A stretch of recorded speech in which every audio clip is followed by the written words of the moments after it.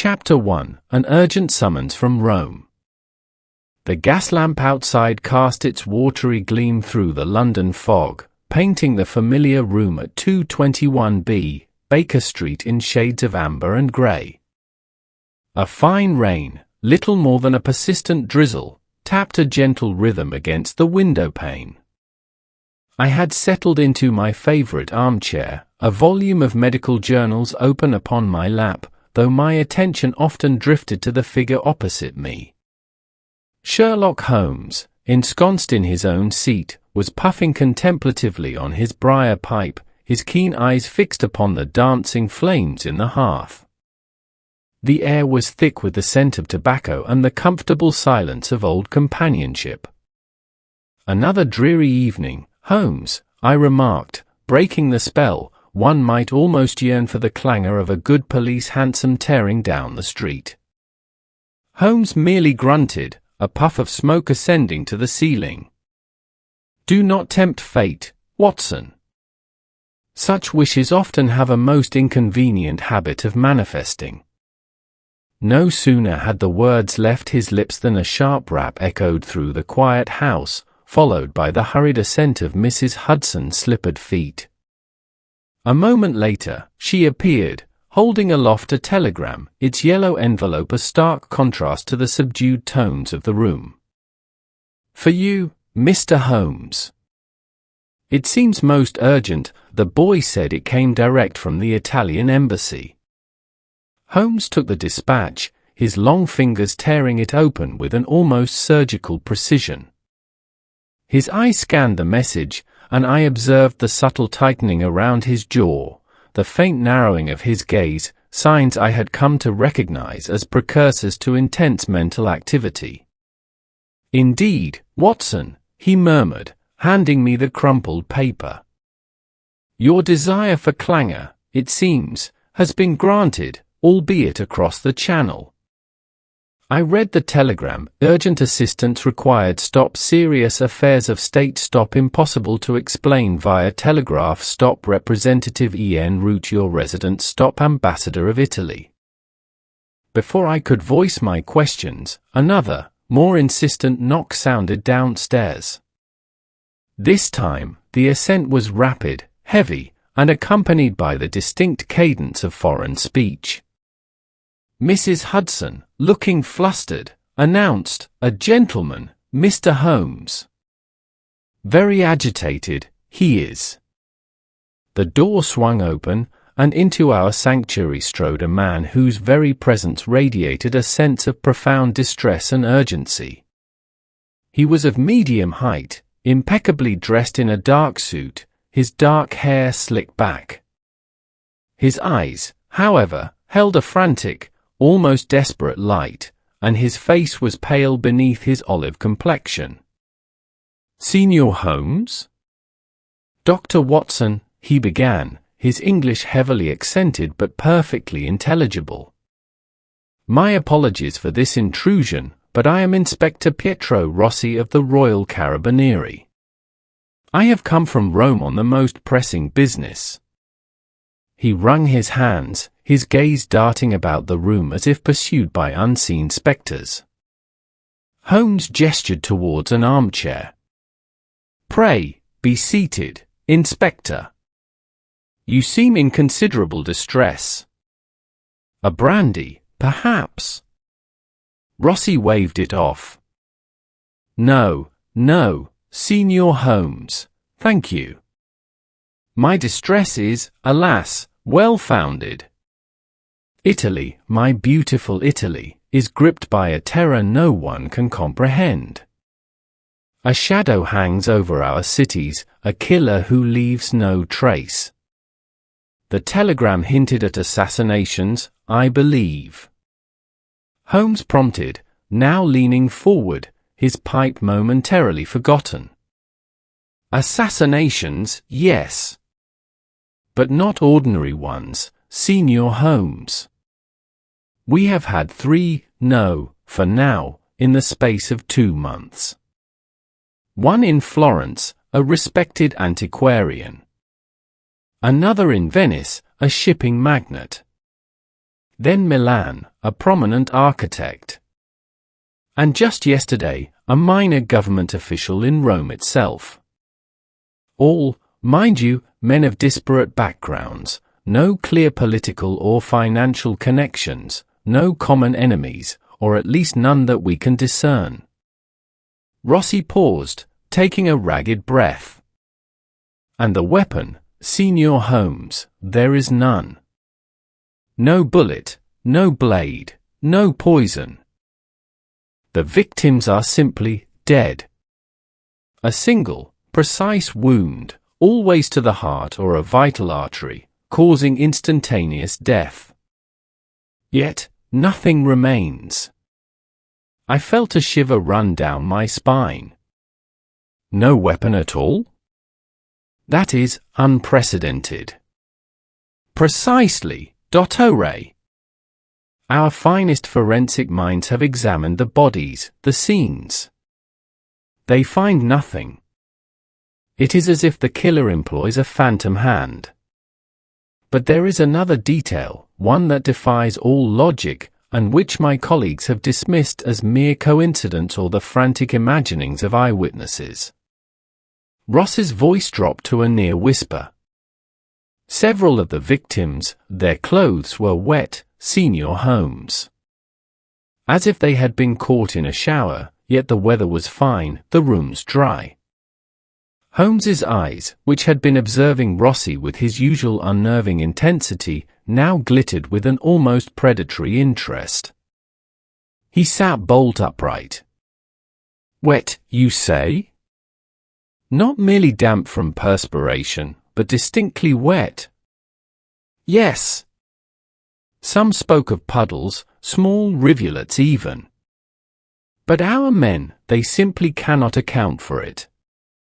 They propose burst pipes, or the hasty disposal of a drink. But it recurs. And it makes no sense. Rossi pleaded, his hands extended. We are at our wits' end. The people are whispering of curses, of supernatural forces. The government fears a widespread panic, perhaps even a revolution, if this phantom continues to strike with impunity. Signor Holmes, you are our last hope. Your reputation precedes you across the continent. Will you come to Italy? Will you help us unmask this spectre? I glanced at Holmes, expecting a moment of deliberation, a careful weighing of the facts. But the glint in his eye, the sudden energy that seemed to electrify his lean frame, told me his decision was already made. The damp clothes had evidently struck a chord with his unique intellect. The prospect of an adversary who leaves no weapon, coupled with so peculiar an anomaly as soaked garments, holds a certain irresistible appeal, Inspector Rossi, Holmes stated, a faint smile playing on his lips. It suggests an ingenuity rarely encountered. Watson, he turned to me, it appears our immediate future involves gondolas rather than hansoms, and the sun-drenched squares of Italy rather than the fog-choked streets of London. I sighed, a mixture of apprehension and excitement stirring within me. But Holmes, the dangers, the complexities of a foreign land. All part of the adventure, my dear fellow. Holmes cut in, rising to his feet with an almost youthful vigor. Inspector, inform your superiors that we accept. We shall depart by the quickest means available. There is no time to lose. Watson, fetch our travelling cases. And do not forget your service revolver. It seems Italy beckons, with a mystery as intricate as its ancient mosaics. Chapter 2: The Florentine Web. The journey from the grey confines of London to the sun-drenched vibrancy of Italy was accomplished with Holmes's characteristic disregard for comfort and an almost feverish anticipation. Our train carriage, though plush, felt cramped under the weight of his impatience. He devoured Italian newspapers, despite his limited grasp of the language, his eye scanning for any detail, however minute, related to our case. I, meanwhile, found myself captivated by the shifting landscapes, the sudden burst of color as we crossed into the continent, a stark contrast to the familiar greens and browns of England. Florence, when we finally arrived, was a revelation. The golden light of late afternoon illuminated the ochre and terracotta facades of ancient buildings, the graceful curve of the Arno, and the majestic dome of Brunelleschi rising against a sky of purest blue. Yet, beneath this veneer of artistic grandeur, a palpable tension lingered in the air, a whisper of unease that even the bustling piazza could not entirely dispel. Inspector Rossi met us at the station, looking less harried than in London, but still bearing the indelible marks of a man under immense pressure. He drove us directly to our lodgings, a spacious apartment overlooking a quiet square, before launching into a more detailed account of the events. "Senior Holmes, Dr. Watson," he began, spreading out a series of police reports and crudely drawn diagrams across a heavy wooden table. "The city breathes with suspicion.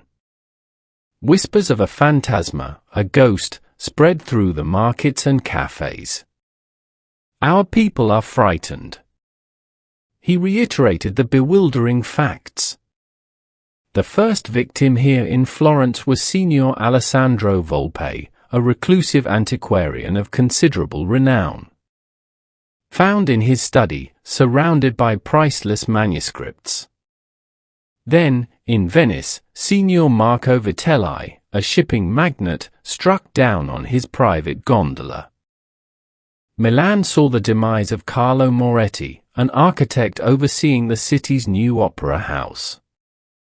And, as I mentioned, the official in Rome, Signor Giovanni Bellini. Diverse men, you see. No apparent ties of friendship or enmity. Their professions are poles apart. And the manner of their deaths." Holmes interjected, his gaze piercing. "Always the same, Signor Holmes. A single, small puncture wound, sometimes to the heart, sometimes the lung, always instantly fatal. No struggle. No signs of forced entry. Just a man, found dead, and, well, the wetness." Rossi gestured dismissively at a section of a report. "My colleagues insist it is incidental. A spilled glass of wine. A leaky roof. The weather." Holmes's slender fingers tapped impatiently on the table. "Incidental, Inspector, rarely repeats itself with such regularity across multiple disparate locations and circumstances. It is a signature, however peculiar." Perhaps, Rossi conceded, though his tone suggested he merely humored Holmes. "But consider the lack of a weapon. We have searched every inch of these scenes. Our finest men, with magnifying glasses and scent hounds, have found nothing. It defies belief. What weapon could simply vanish?" "That, Inspector, is precisely the question that drew me here," Holmes replied, a flicker of excitement in his eyes. "Tell me, of the Florentine case, that of Signor Volpe. Was his clothing also damp?" "Yes, Signor. The report notes unusual dampness to the left breast of his velvet smoking jacket. But the window was open, a light rain had fallen earlier that night. It was discounted." "And the precise location of the wound?" "To the heart, Signor Holmes. A remarkably clean and deep entry, yet leaving barely a mark on the fabric. It was as if something sharp, but insubstantial, had passed through." "Excellent. Now, Inspector, I should like to visit the scene of this Florentine tragedy. and I wish to examine it myself, with no preconceptions or hasty dismissals of incidental details. Rossi, though clearly perplexed by Holmes's insistence on a closed case, readily agreed. Within the hour, we were being driven through the narrow, cobbled streets of Florence, eventually arriving at a rather imposing, if somewhat dilapidated, palazzo. Volpe's study, a room of faded grandeur, was still sealed. The air within was musty, heavy with the scent of old paper and dust, and the lingering, almost imperceptible odor of decay. As the local inspector recounted the official findings, Holmes, already on his hands and knees, began his meticulous examination. He moved with the grace of a hunter, his eyes missing nothing. He paid scant attention to the overturned chair or the scattered papers, details the police had deemed significant. Instead, his focus was on the floorboards, the corner of a heavy antique desk, and the velvet armchair where Volpe's body had been discovered. "Watson," he murmured, without looking up, "observe the lack of disturbance here." No struggle, as the inspector noted. The attack was swift, silent, and entirely unexpected. My attention was drawn to the subtle irregularities Holmes pointed out. A faint, almost invisible residue on the polished desk near where the body had lain. It was not dust, nor furniture polish. It had a peculiar, crystalline sheen under the beam of Holmes's small pocket lamp. And in the fabric of the armchair itself, a darker patch, not dried blood, but something else, a pattern of dampness that seemed stubbornly fixed, despite the weeks that had passed. The local reports, "Inspector, speak of a light rain that evening," Holmes observed, rising slowly, his gaze sweeping the room again. Was the window indeed open? Yes, Signor. A few inches. To air the room, as was Volpe's habit. And yet, Holmes continued, picking up a heavy velvet curtain, there is no dampness here, where the rain would have certainly splattered. No moisture on the sill. Curious, is it not, that the only significant dampness was confined to the victim and the immediate vicinity of his demise? Ross's brow furrowed. We attributed it to the general humidity, perhaps. Humidity, Inspector, Holmes said, a dry note in his voice, tends to be pervasive, not localized. No, the dampness was intimate to the crime. It is the key, I assure you. As we left the study, stepping back into the bustling streets of Florence, I could feel the city's unease. Market vendors spoke in hushed tones, their eyes darting nervously. A woman clutched her child tighter as we passed. The rumors of a phantom killer, as Inspector Rossi had said, were indeed spreading like a plague. But for Holmes, I could tell, this general apprehension was merely background noise. His mind was already turning, revolving around the single, baffling detail of the unidentifiable weapon and the curious, localized dampness, a puzzle piece that, in his hands, was about to unlock a most extraordinary truth. Chapter 3: The Curious Chill and Lingering Water. The Florentine Palazzo, with its echoing chambers and silent tapestries, offered a canvas upon which Holmes's extraordinary deductive powers could truly shine. While Inspector Rossi and his men saw only the absence of evidence, Holmes perceived the subtle footprints of an unseen force. Our return to the study, after the initial briefing, was not merely a re-examination, but a profound act of meditation for my friend, a communion with the silent witnesses of the crime. As the late afternoon sun slanted through the grimy windows, Holmes knelt once more beside the heavy velvet armchair where Signor Volpe had taken his last breath. he produced a small, silver-cased thermometer from his waistcoat pocket, a gift from some obscure German scientist, and placed it carefully on the worn wooden floorboards adjacent to the chair. "Observe, Watson," he murmured, his voice barely above a whisper. "Even now, weeks after the event, there persists a faint, unusual chill in this localized area. Not a draft, for the room is sealed, but a residual coolness, as if the very air remembers a profound drop in temperature." I knelt beside him, placing my hand near the spot. Indeed, a subtle, almost imperceptible coldness emanated from the floor, distinct from the general coolness of the old building. It was not enough to shiver, but certainly noticeable to the sensitive skin. "Remarkable, Holmes. What do you make of it?" "It lends weight to a nascent theory, my dear fellow. But first, this." He gestured to the surface of the antique desk, focusing on the crystalline residue I had observed earlier. With a small, sterile spatula from his chemical kit, he carefully scraped a minute sample into a glass vial. "This, Watson, is not dust, nor the sediment of Florentine wine. It appears to be exceptionally pure water, evaporated and crystallized. Water, moreover, that has left no stain, no lingering mark of impurity, unlike the local aqueduct." He then turned his attention to the persistent patch of dampness on the armchair. He dabbed it gently with a piece of filter paper. Still present, even after so long.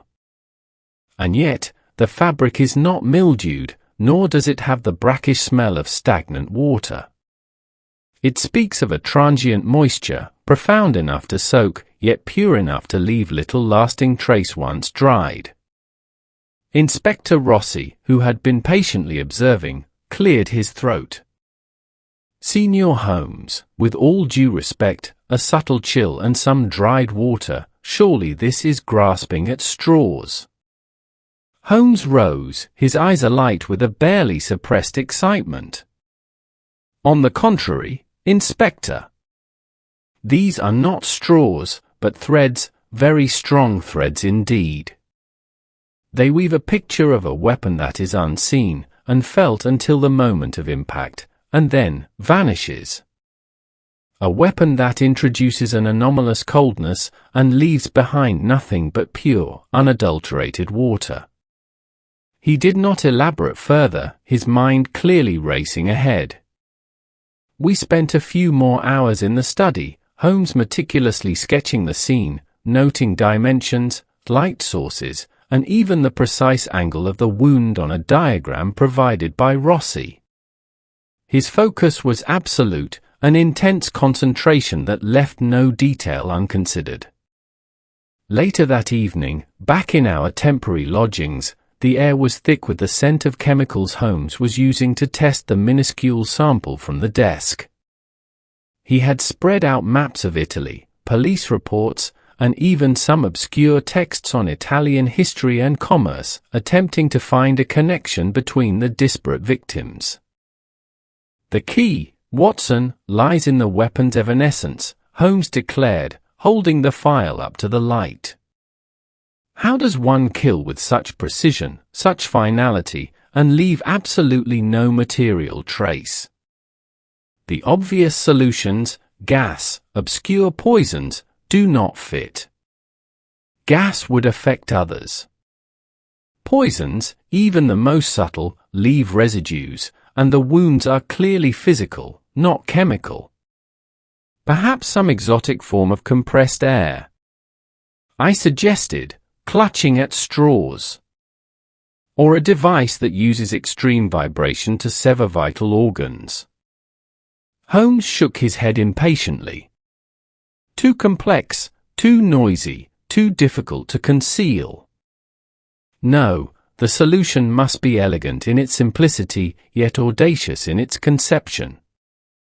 Consider the properties: extreme cold, a solid form that delivers a fatal blow, and then a rapid transformation into an utterly innocuous substance, water. He paced the room, a veritable tiger in intellectual pursuit. The damp clothes are not merely damp. They are evidence of a substance that melts. The localized chill is evidence of extreme cold being briefly present. And the pure water residue, with no accompanying foreign particles, points to a substance composed solely of H2O. My mind reeled, trying to follow his leaps of logic. You are suggesting, what, Holmes? That the killer uses a weapon made of a frozen substance. He stopped, turning to face me, a profound, almost mischievous gleam in his eyes. Precisely, Watson. I believe our elusive assassin employs a blade crafted not from steel, but from ice. An ice knife. Imagine the ingenuity. A weapon that strikes, pierces, kills, and then, within moments, returns to its primal state, melting into a puddle, leaving only water as its ghostly testament. A perfect crime, designed to baffle the most seasoned detective, leaving only the baffling detail of dampness and the absence of a weapon to tell its tale. The audacity of the idea took my breath away. An ice knife! It seemed utterly fantastical, something out of a child's story. But as Holmes outlined the implications, the pieces began to fall into place with chilling clarity. The single, precise wound, the lack of struggle, the wet clothes, the vanishing weapon, the subtle chill, all now began to make a terrifying, logical sense. The sheer intellectual elegance of the method, however gruesome its application, was undeniably a testament to a criminal mind of exceptional caliber. But either fragility, I stammered, my medical training reminding me of the properties of ice. How could it be maintained? How could it inflict such a wound without shattering?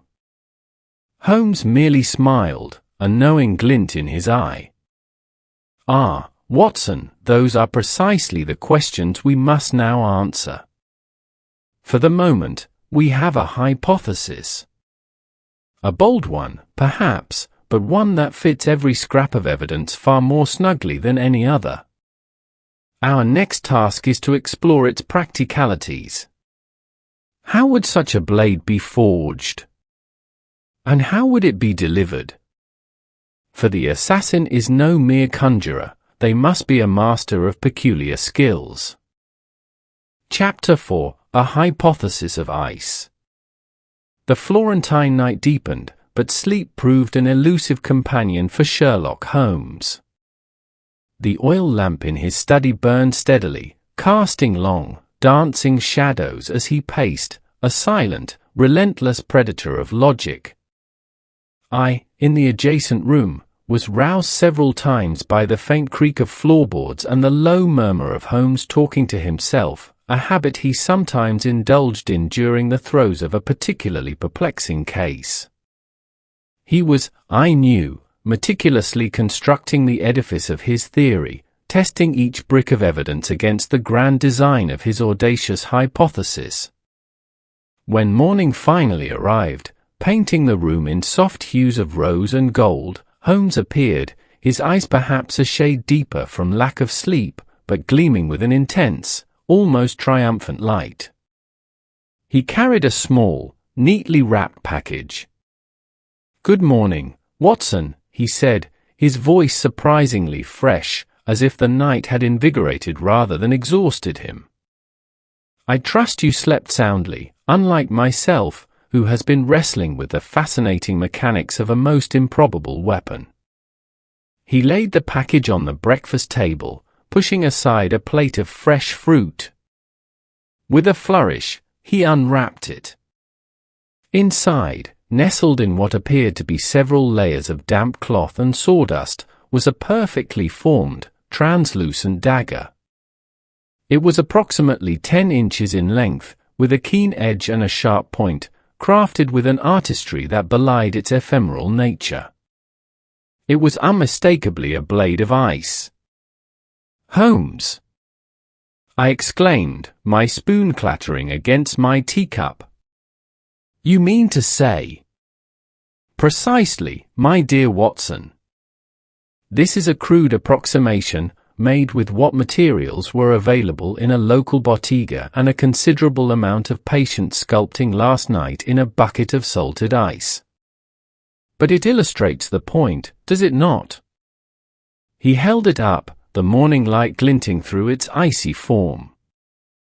"Behold, the assassin's tool, a weapon that can pierce a heart, yet vanish like the morning mist." I stared at the crystalline blade, its beauty both mesmerizing and horrifying. "An ice knife!"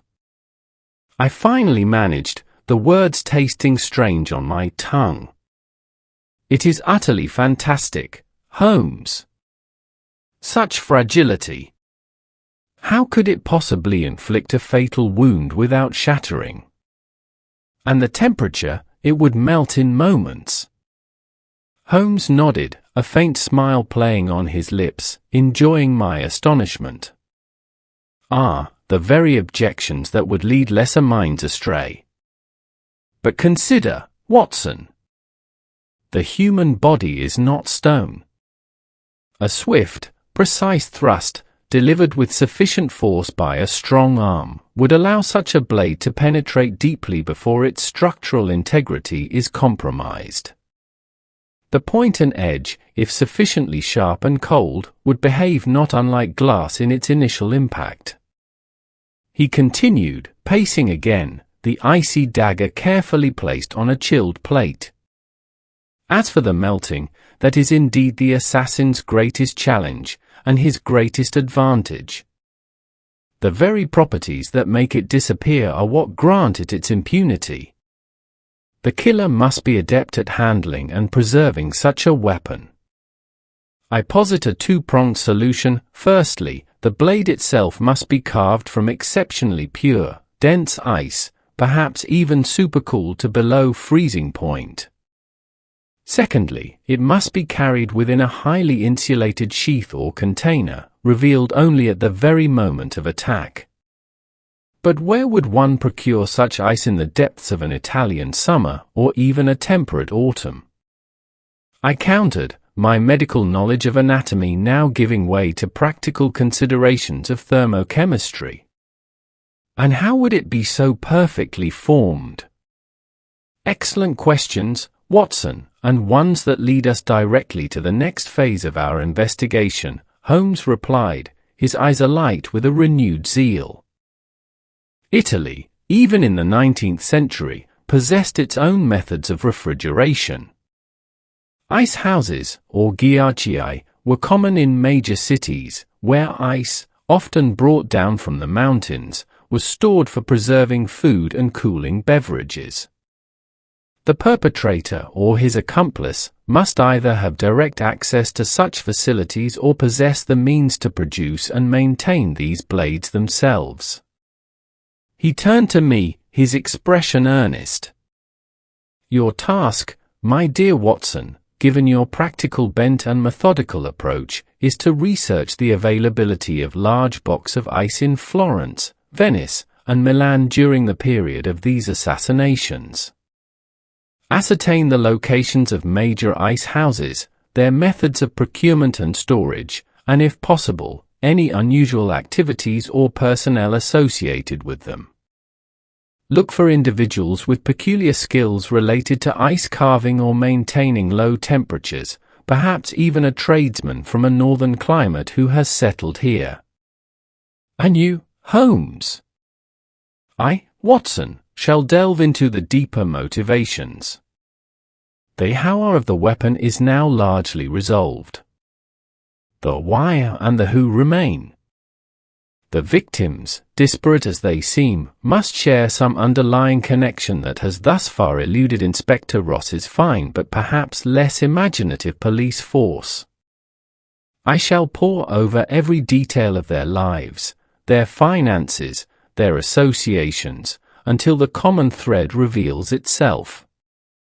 Someone, or some powerful entity, benefits from the removal of these men. And they have hired an assassin of extraordinary ingenuity to execute their dark will. He picked up the melting ice dagger.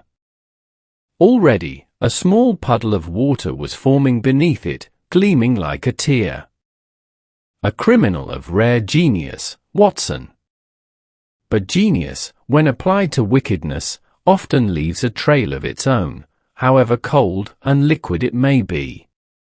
We shall follow that trail, I assure you, straight to the heart of this Italian enigma.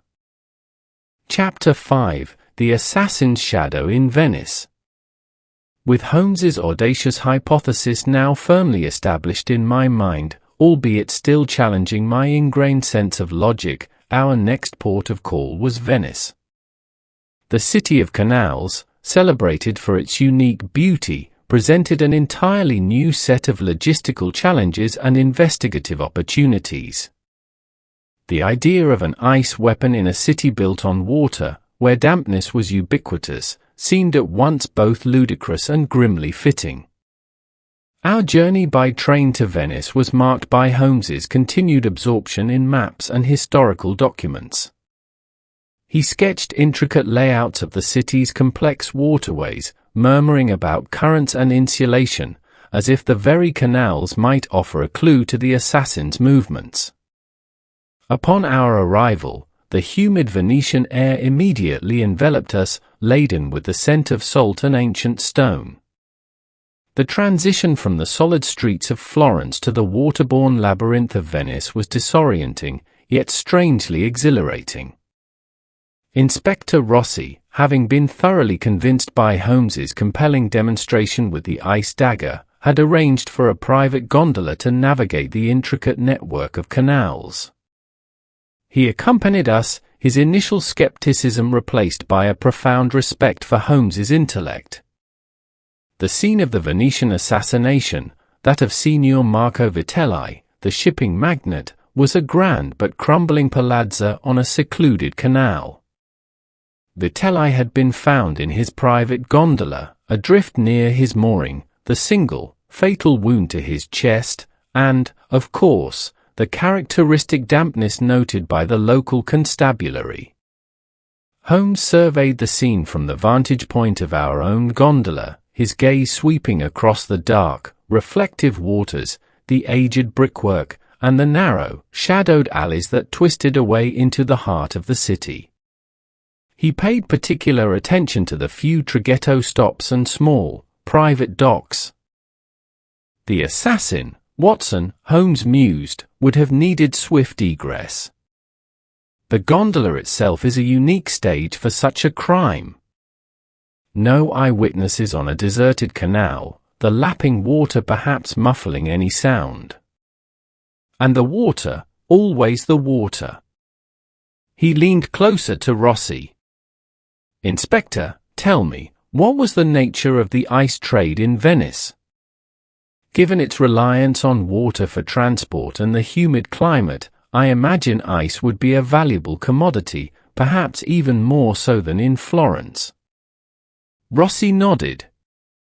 Indeed, Signor Holmes. Venice has long relied on ice, both from the Alps and from dedicated ice houses, for preserving fish, foodstuffs, and for cooling drinks in the city's many cafes. Large blocks of ice were regularly transported by barge through the canals, destined for various establishments. Then, a connection to the ice trade, or at least to facilities capable of storing large quantities of ice, becomes even more pertinent here, Holmes declared. It provides both the raw material and, potentially, a cover for the killer's unusual preparations.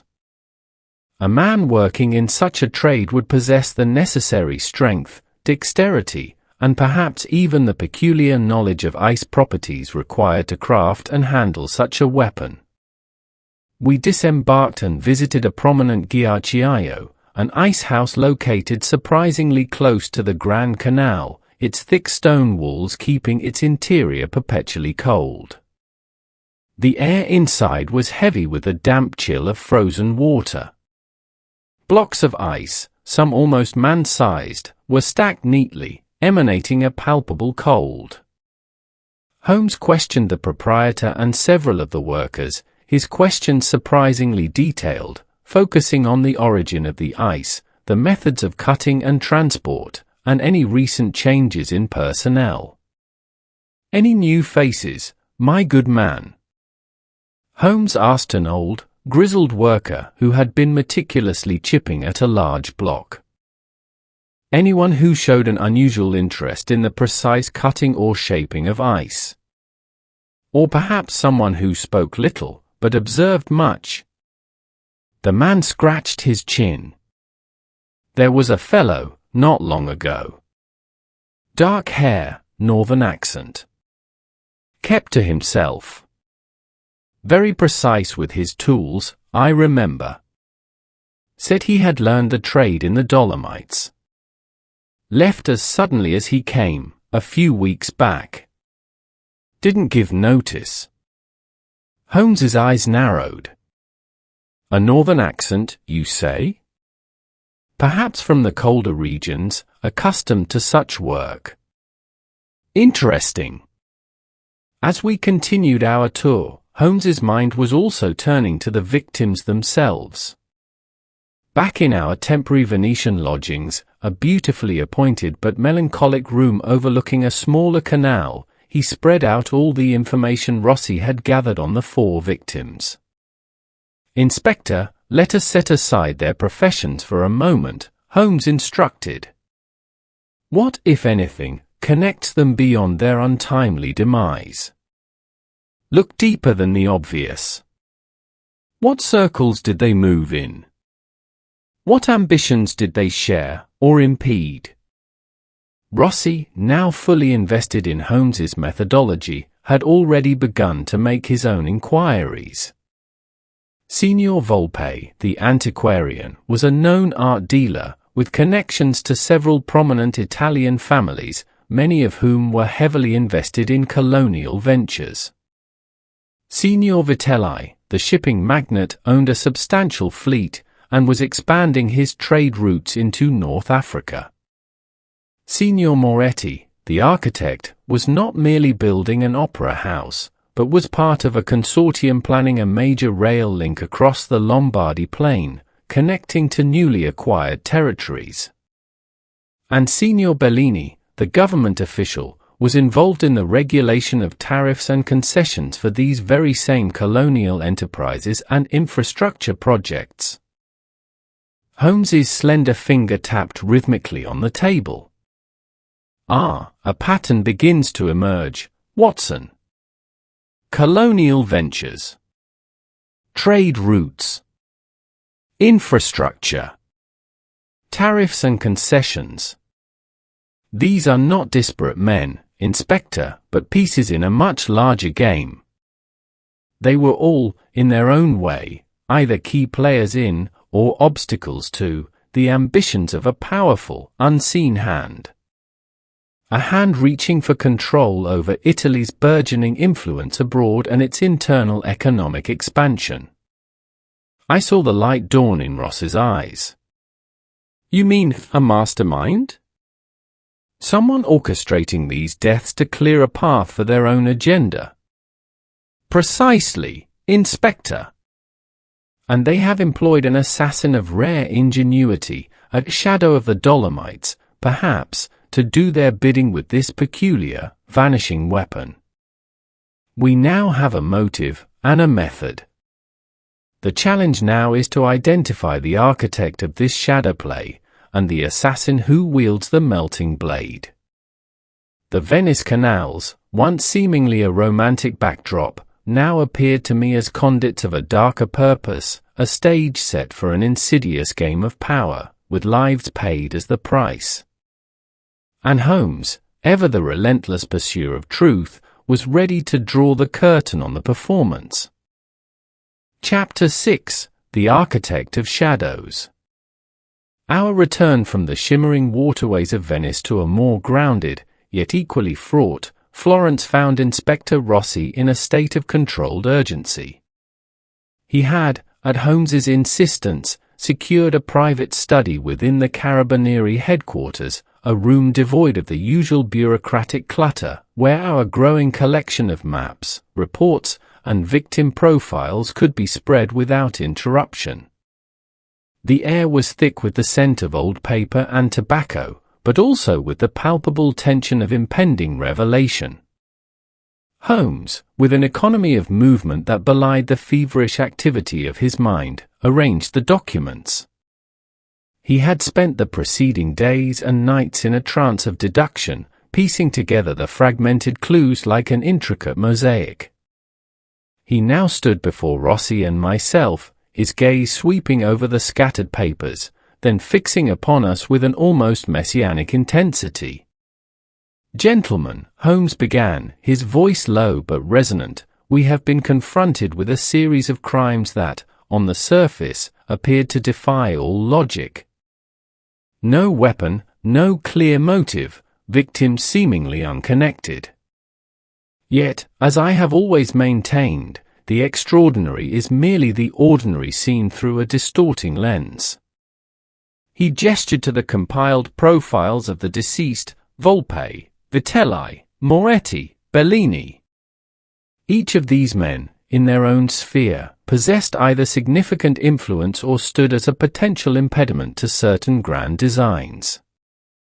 Signor Volpe, the antiquarian, was not merely a connoisseur of ancient art, but a silent partner in several burgeoning colonial trading companies that, I have discovered, were in direct competition with a much larger, more aggressive consortium seeking dominance in the North African trade.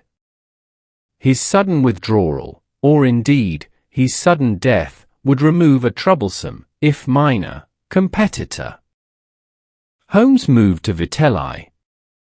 The shipping magnate, Signor Vitelli, was developing a revolutionary steamship design that promised to drastically cut travel times and costs on the very same North African routes.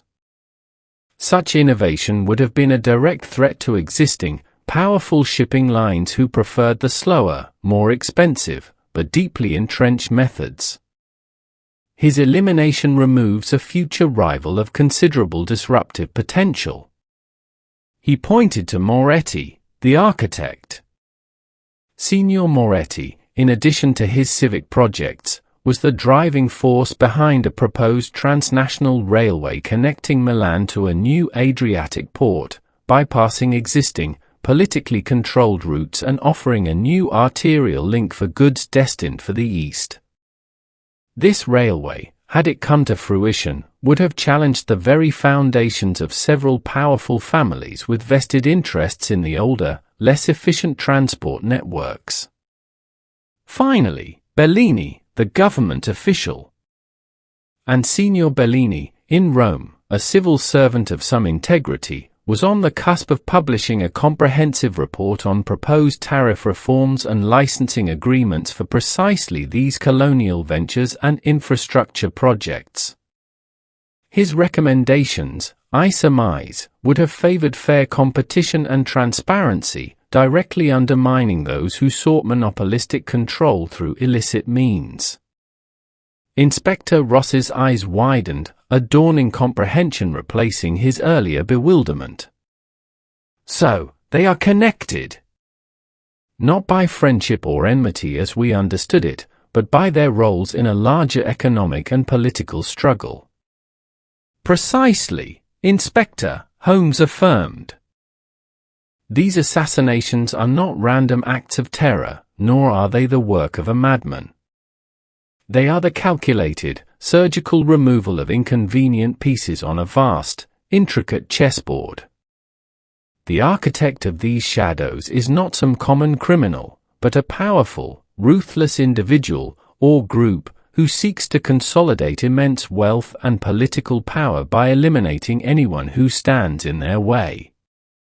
An Italian Moriarty, if you will, but with a grander, more nationalistic scope.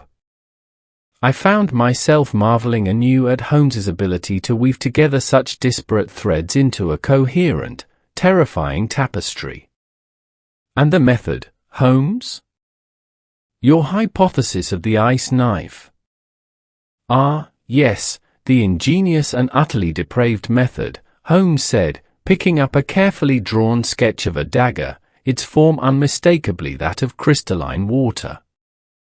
The ice knife is not merely a weapon, it is a declaration of impunity. It speaks of a mind that revels in baffling authority, a mind so arrogant that it chooses a weapon designed to vanish, knowing full well the perplexity it would cause. The killer, I believe, is a specialist, trained in the delicate art of crafting and deploying such tools. He possesses unusual strength and precision, and likely has a background in environments where ice is readily available and expertly handled, perhaps, as we surmised in Venice, with a connection to the alpine regions or the ice trade. He then elaborated on the practicalities. The density and sharpness of the ice would be paramount. The purity of the water used would ensure a strong, brittle blade less prone to shattering prematurely. And the delivery method, as I demonstrated with my crude model, would involve a highly insulated carrier, ensuring the blade remains frozen and intact until the very moment of impact. The swiftness of the strike, the perfect aim for a vital organ, ensures the lethal blow before the melting process renders the weapon ineffective. Rossi, now fully convinced, slammed his fist lightly on the table. Incredible! A phantom weapon wielded by a shadow to serve the ambition of a ghost. Signor Holmes, you have unveiled what our entire carabinieri force could not. We have a motive, a method, and a type of killer. The question now is, who is the architect, and who is their next target? A grim smile touched Holmes's lips. The next target, Inspector, will be someone who, like the others, poses a fresh threat or stands in the path of this consortium's ongoing machinations. And given the pattern and the ambition you have so vividly described, I believe we must turn our attention to Rome once more. For it is in the heart of power that the grandest schemes are often hatched and the most dangerous obstacles arise. The pieces were now aligned. The why and the how were solved. All that remained was the who. And Holmes, with his intellect gleaming like a polished scalpel, was ready for the final cut. Chapter 7: The Trap in the Tetro. The Eternal City, with its monuments to a bygone empire, now found itself the reluctant stage for the culmination of a very modern and insidious plot. Having meticulously pieced together the pattern of the assassinations, Holmes, with an almost uncanny foresight, had pinpointed the next likely victim, Senator Alessio Mancini. Mancini, a vocal proponent of transparent governance and a rising star in the Roman political landscape, had recently begun to question the ethics of several large-scale infrastructure contracts, precisely the sort of public scrutiny that our unseen Moriarty would find intolerable. Inspector Rossi, now a fervent believer in Holmes's deductions, threw the full, albeit discreet, weight of the carabinieri behind our plan. The chosen venue for our trap was the magnificent Teatro dell'Opera di Roma, where Senator Mancini was scheduled to attend a gala performance of Verdi's Aida. The evening promised a dazzling display of Roman society, an ideal environment for a killer who sought to blend into the opulent background. We arrived early, Holmes and I dressed in our finest evening wear, an unusual concession for my friend, whose sartorial choices usually favored comfort over convention. Rossi, resplendent in uniform, moved among his plainclothes officers, distributing last-minute instructions with quiet authority. A covert team of carabinieri, their ranks swollen with men specially chosen for their observational skills, melted into the milling crowd, indistinguishable from the other patrons. Their task was to monitor every entrance, every corridor, and most importantly, every individual who seemed to pay undue attention to Senator Mancini, who, blissfully unaware of the deadly drama unfolding around him, was expected to occupy a private box near the stage. The grand foyer was a symphony of silks and jewels, the air alive with the murmur of 100 conversations, the clinking of champagne glasses, and the rustle of programs. I felt a familiar prickle of nerves. This was not the smoky alleyways of London, but a glittering, public stage, where a single mistake could have fatal consequences. Holmes, however, seemed to thrive on the palpable tension, his eyes, dark and sharp, ceaselessly sweeping the throng. "Observe, Watson," he murmured, as we found a vantage point near a potted palm. "The target is known. The method, surmised. We seek an individual who displays an unusual detachment, perhaps a peculiar awareness of their surroundings that belies their apparent interest in the performance. A person whose very presence, however subtly, radiates an anomaly."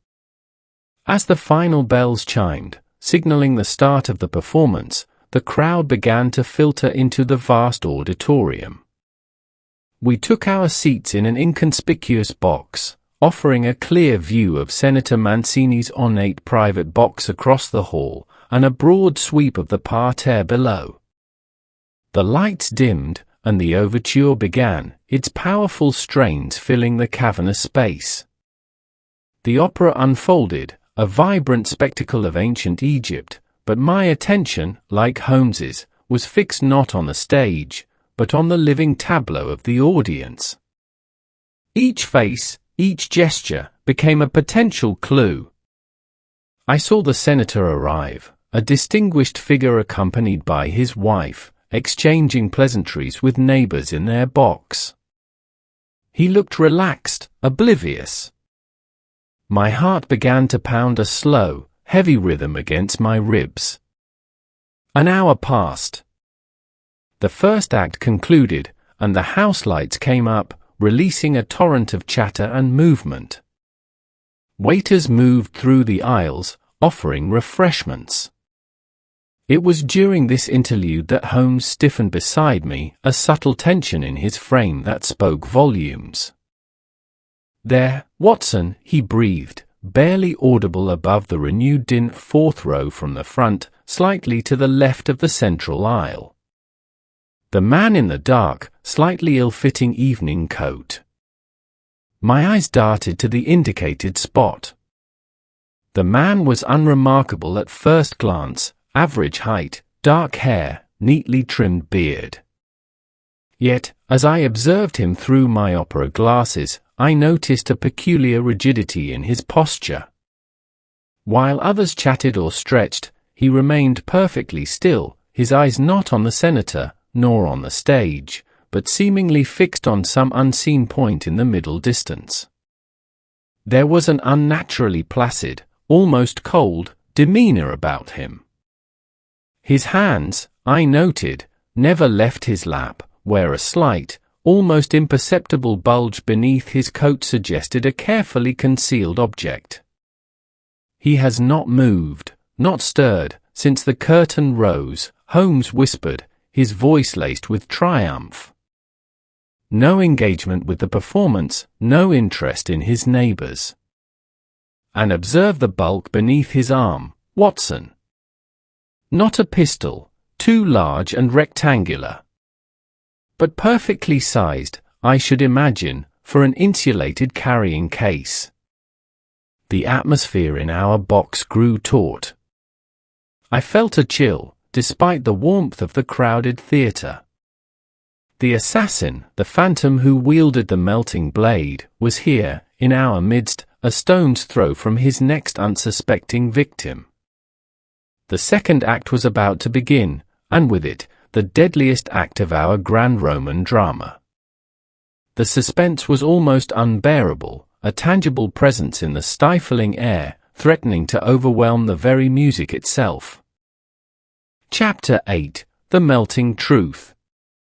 The second act of Aida commenced, its dramatic crescendo building towards the triumphal march. The stage was ablaze with light and color, but in the subdued lighting of the auditorium, a different, more chilling drama was unfolding. The man in the ill-fitting coat, our suspected assassin, remained still, his eyes now fixed directly on Senator Mancini's box. The moment was ripe. Holmes made a minute gesture to Rossi, who silently conveyed the signal to his hidden men. As the stirring notes of the chorus swelled, a subtle movement rippled through the fourth row. Two seemingly ordinary gentlemen, indistinguishable from the other patrons moments before, now moved with a quiet, purposeful swiftness, converging on the assassin. The killer, however, possessed the honed instincts of a predator. Even as the first Carabinieri agent reached for his arm, he reacted with a sudden, savage burst of energy. His hand, which had been concealed beneath his coat, now emerged, gripping a short, wickedly sharp blade. It was thick, translucent, and glinted faintly even in the dim light, a knife carved from ice. He moved with a practiced, lethal grace, aiming a swift, upward thrust towards the surprised agent. "Now, Watson!" Holmes barked, rising from his seat with surprising alacrity. We sprang into action. Inspector Rossi, a picture of grim determination, was already leaping over the seats in front of him. I, fumbling slightly with my own revolver, followed Holmes, who moved like a greyhound, vaulting rows of plush velvet chairs with ease. The audience, engrossed in the opera, remained largely oblivious, the music providing a bizarre, triumphant soundtrack to our desperate interception. The assassin, thwarted in his first attempt, snarled, his eyes burning with a cold, professional fury. He spun, attempting to bypass the converging agents, his ice knife a menacing extension of his arm. But Holmes was upon him, a blur of motion. My friend did not engage in fisticuffs, rather, with a precise, almost surgical move, he struck the assassin's wrist with the side of his palm, simultaneously twisting. The ice knife, knocked from the killer's grasp, flew through the air, landing with a faint, almost inaudible clatter on the richly carpeted floor. The assassin let out a frustrated hiss, but by then, Rossi and his men had him firmly in their grip, pinning his arms behind his back. The brief, violent struggle had lasted mere seconds, but it was enough to draw a few startled gasps from nearby patrons. My eyes immediately sought the fallen weapon.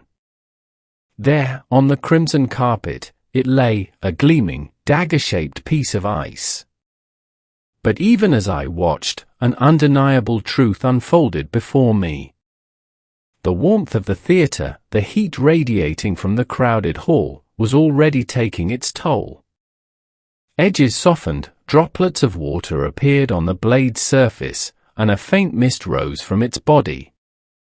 It was melting, rapidly and irrevocably, a phantom retreating into its true nature. "Secure it, Inspector!" Holmes commanded, his voice sharp with urgency. "Before it is gone entirely." Rossi, ever resourceful, quickly produced a small, insulated container that had been prepared for just this eventuality, carefully scooping up the disintegrating blade.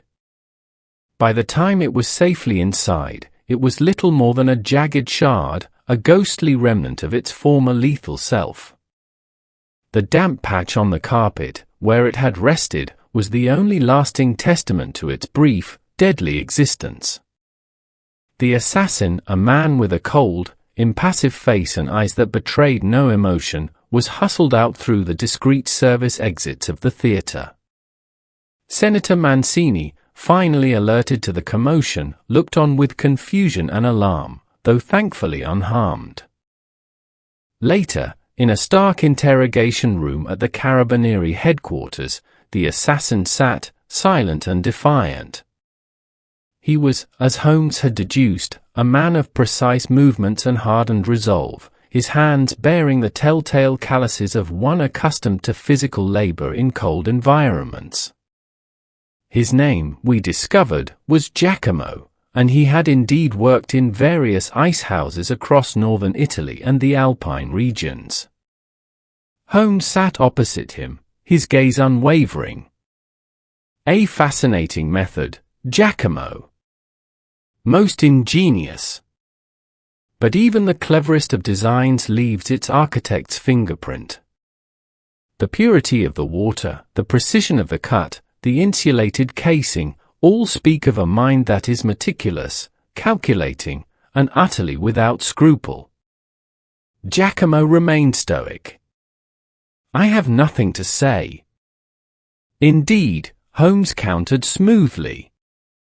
"But I have much to say about you.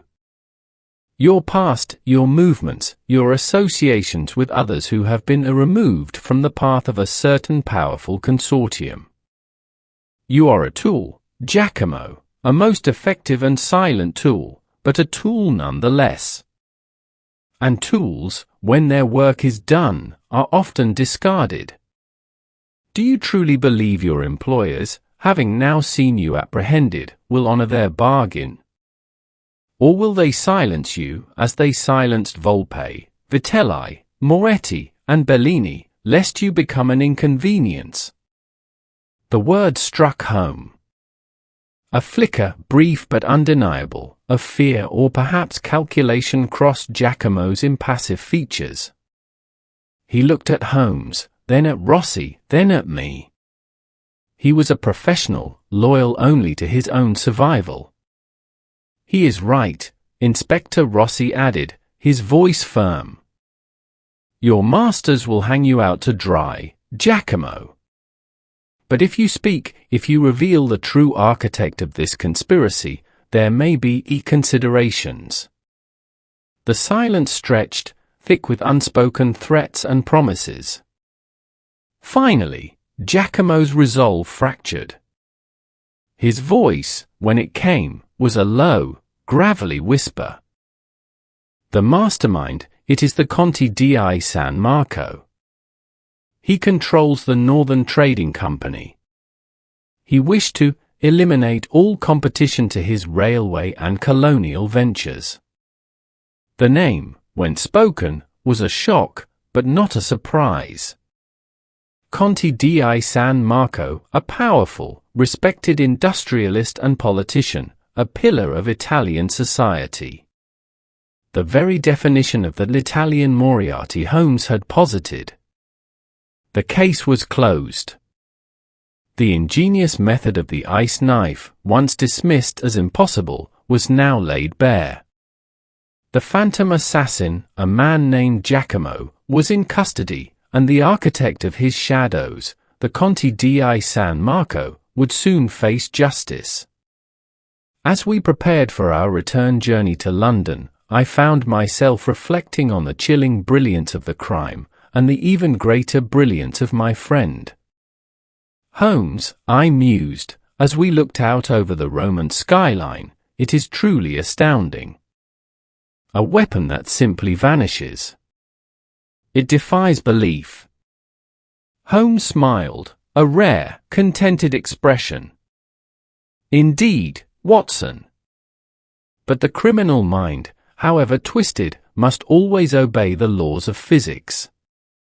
Water, when sufficiently cold, becomes ice. And ice, when sufficiently warm, reverts to water. It is simply a matter of understanding the properties, and then, as always, observing the facts. For even the most elusive truth, my dear fellow, leaves its faint, damp trace.